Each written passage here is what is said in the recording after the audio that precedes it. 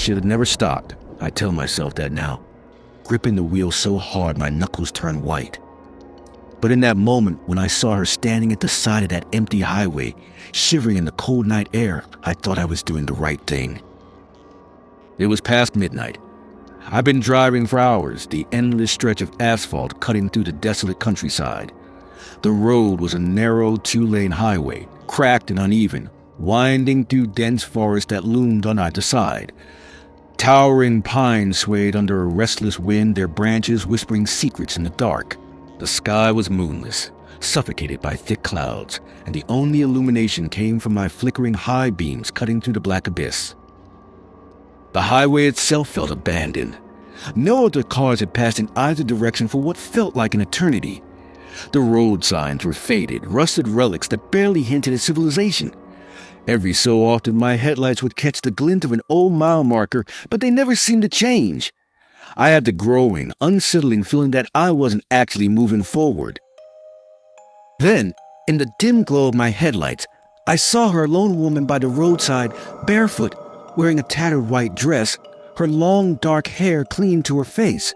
She stood near an old, weathered milepost, her pale skin stark against the night's oppressive blackness. I should have kept driving. But something about her, maybe the way she hugged herself, trembling, or the sheer terror in her eyes, made me slow down. I rolled the window down just enough. "You okay?" She hesitated. Then, in a whisper barely louder than the wind, she said, "Please, help me." Against my better judgment, I unlocked the door. She slid into the passenger seat, her body rigid, hands clasped tightly in her lap. The air inside the car turned cold, an unnatural chill that settled deep into my bones. I reached over to turn up the heater, but my fingers trembled. Something felt. "What's your name?" I asked, trying to keep my voice steady. She swallowed. "Lena." "So where are you headed?" She turned to me, her wide eyes reflecting something I couldn't quite place. Fear? Desperation? Something worse? "Just away," she said. I didn't press further, just kept driving. The silence between us stretched, heavy and suffocating. The only sound was the hum of the engine and the rhythmic thump of tires against the asphalt. But there was something else too, something just beneath the surface. The wind outside had stopped. The usual night sounds, crickets, distant owls had vanished. The world outside the car felt eerily still, as if everything beyond the highway had ceased to exist. Then, out of the corner of my eye, I saw her fingers twitching, clenching and unclenching, like she was fighting some internal battle. "You don't have to be scared," I said, forcing a chuckle. "I'm not some psycho." Her lips parted slightly, as if she wanted to say something, but then she turned away, staring out into the endless darkness. And that's when I saw it, the reflection in the glass. Not hers. Something else. A figure. In the back seat. I slammed on the brakes. The car skidded to a stop, tires screeching. My heart pounded against my ribs. I twisted around, but the back seat was empty. Nothing. Just shadows. I exhaled, shaking my head. Jesus, I need sleep. Lena didn't respond. She just kept staring ahead, her breathing shallow. Reluctantly, I put the car back in drive and continued down the highway. But something in my gut told me I'd made a mistake. A big one. The first sign was a gas station. It appeared out of nowhere, a flickering neon sign buzzing in the darkness. The building itself was old, the paint peeling, the windows dusty. I hadn't seen a single sign for miles, but suddenly there it was. The lights inside were on, but there were no cars, no people. "We should stop," Lena whispered. I frowned. "You need something." She didn't answer, just opened her door and stepped out before I could say anything else. I hesitated, but followed. The moment my feet hit the pavement, the air changed. Thicker, heavier, like the weight of something unseen was pressing down on me. Inside, the gas station looked wrong. The shelves were stocked, but everything was coated in a thin layer of dust. The overhead lights buzzed and flickered, casting long, eerie shadows. Lena walked ahead, moving slowly, as if she knew exactly where she was going. My skin crawled. "This place is empty," I muttered. "We should." Then I saw it. The security monitor behind the counter, the screen showed the gas station. Me standing near the entrance, Lena walking toward the back aisle, and behind her, a tall, twisted figure. A scream lodged in my throat. I spun around, but the aisle was empty.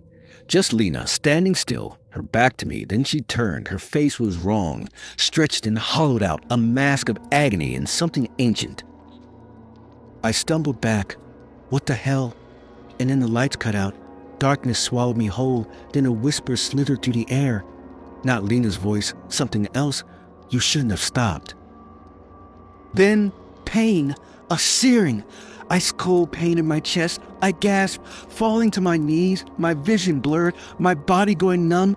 I felt hands, too many hands, gripping me, pulling me down, down, down.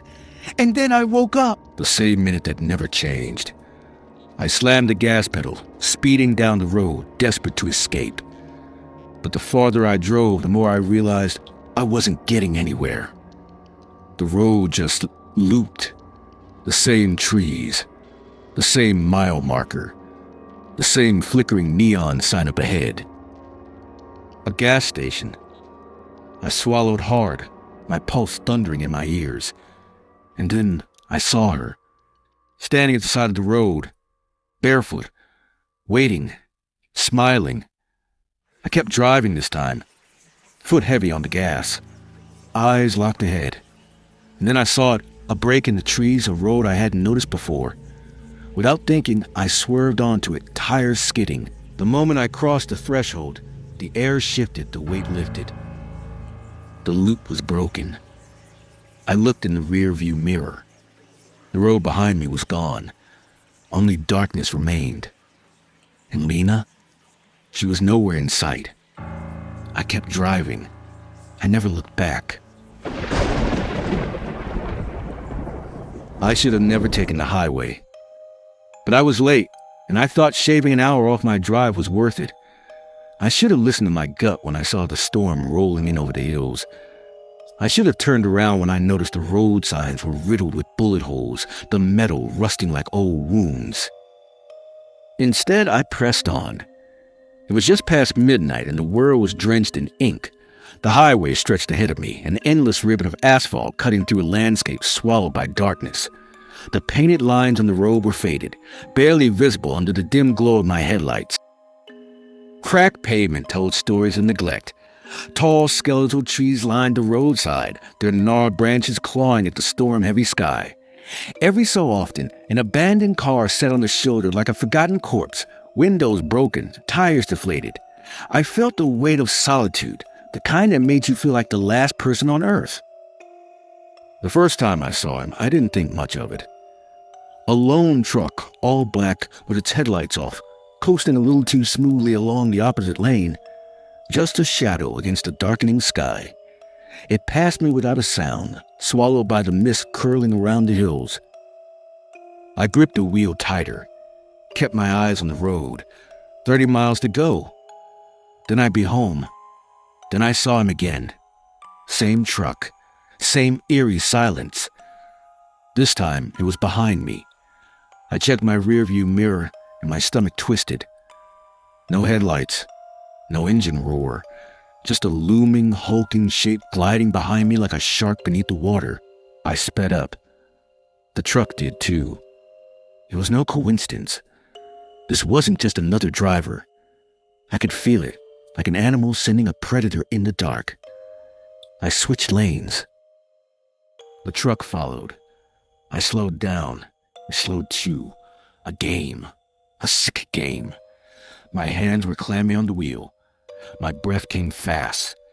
My mind screamed at me to do something, but what? I was on an empty highway in the middle of nowhere, the storm clouds swallowing the last light.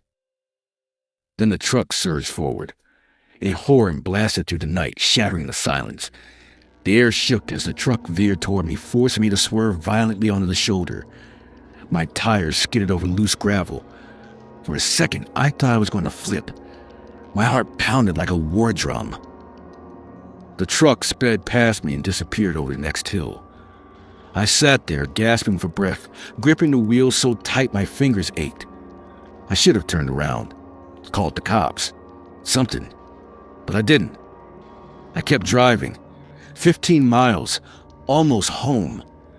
The rain started falling in thick, heavy drops, smearing across the windshield.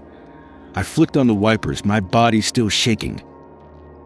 My phone had no signal, of course, just my luck. Then I saw the taillights up ahead, red, glowing like demon eyes through the storm. The truck was waiting for me. I slowed, my pulse hammering. He wanted me to pass him. He wanted to get behind me again. No, not happening. I pulled over, heart slamming against my ribs, watching, waiting. For a moment, neither of us moved. Then, slowly, the truck's door creaked open.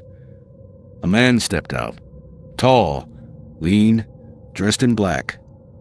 He stood there in the rain, his face obscured by shadow, head tilted slightly like he was studying me. Then he smiled. I don't know how I saw it in the dark, in the rain, but I did. That smile. My stomach turned to ice. I hit the gas. My tires spun for half a second before they caught traction, and I shot forward, passing him so fast I barely registered his figure in the downpour. I didn't look in my rearview mirror. I didn't need to. I knew he was getting back in the truck. I knew he was coming for me. 10 miles. I floored it. My headlights barely cut through the rain now, and the road twisted unpredictably. I gritted my teeth, knuckles white on the wheel. The wind howled around me, rattling the car. Then I heard it. The low, hungry growl of an engine behind me. I risked a glance. Headlights. Bright. Too bright. And getting closer. He was done playing. I swerved into the opposite lane. He followed. I veered right. So did he. We were flying now, over 70, 80, 90 miles per hour. The road was a death trap, slick with rain, curves waiting to betray me. Then a turn. Sharp. Unforgiving. I yanked the wheel. Tires screamed.